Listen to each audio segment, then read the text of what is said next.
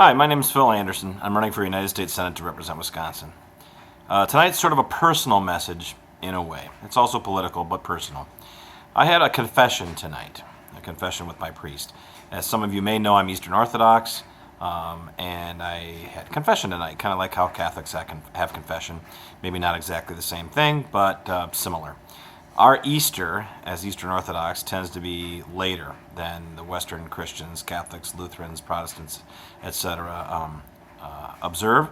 And it's a long story. It's really not that important. But the point tonight is I had a confession. One of the things that I talked about with my priest is a tendency to be short and argumentative with people, to be judgmental, to be very quick to fly off the handle and to lose my temper. So I'd like to take this opportunity to apologize and ask forgiveness of anyone who might be watching this video with whom I've lost my temper or been short or judgmental. It's a big temptation, actually, for anybody who ascribes to something, if they subscribe to something that they believe is right and helpful and that other people are wrong. It happens to people who subscribe to religions, Christian people, Muslim people, whatever, people that have political views that they think need to be projected, need to be followed by other people. It's a very big temptation. Anytime you believe in something, it might even be something as simple as this band that you like that is really, really good, and you're just trying to get everybody to listen to them, because if they listen to them, then they'll see how great they are. And that's a very sort of altruistic, generous sort of thing, except for mixed in with it is also this idea, this goal to be the first one to discover something, to be the person who's right when other people are wrong. Now, for people in politics and religion and whatever else, music maybe, it's a very big temptation to be the first one to discover something, to be the only one that's right, to be in the faithful remnant, so to speak. That's infected, that idea has infected politics, religion, social views throughout history, I'm sure. But I know I fall into that. I believe that as a libertarian, I understand what's best for people. On the other hand, I also occasionally, maybe, I don't even know how often, maybe fall into this idea that I'm right and that people who are still Republicans and Democrats, liberals, conservatives, whatever, are wrong, and that the temptation is for me to take great pride in feeling that way, and then in turn to be short and judgmental with that. That is certainly not what I want to do. To any of you who watched my convention speech from last Saturday, you know that I subscribe to the idea, wholeheartedly subscribe to the idea, and believe in the fact that 99.9% of the people on the earth want the same things. That is the basis of my campaign, or that's what I try to be the basis of my campaign.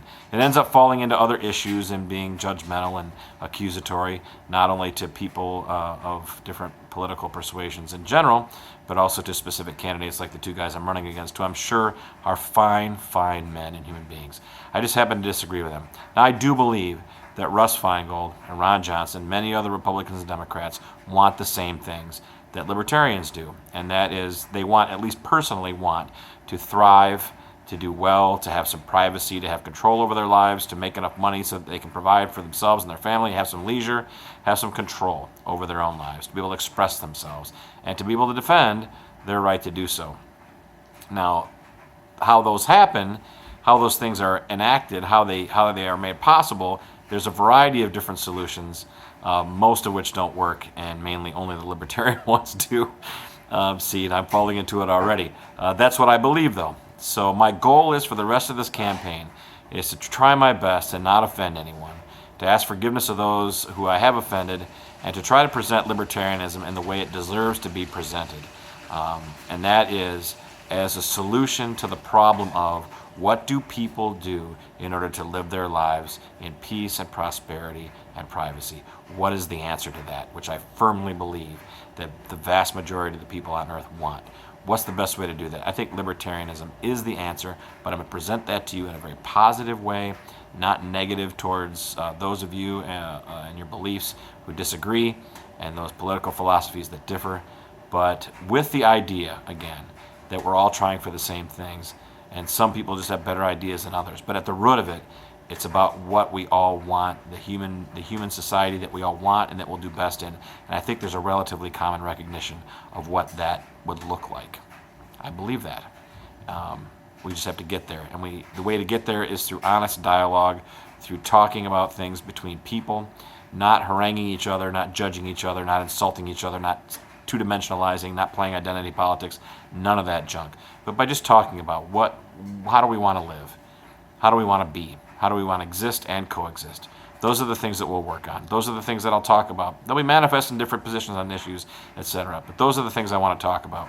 Those are ideally the things I like to talk about in a debate with my opponents, or at least in wider media coverage. So the way that you can help us have this dialogue is at least promote the idea and support the idea that all voices should be heard in debate and all candidates and opinions should be offered in polls.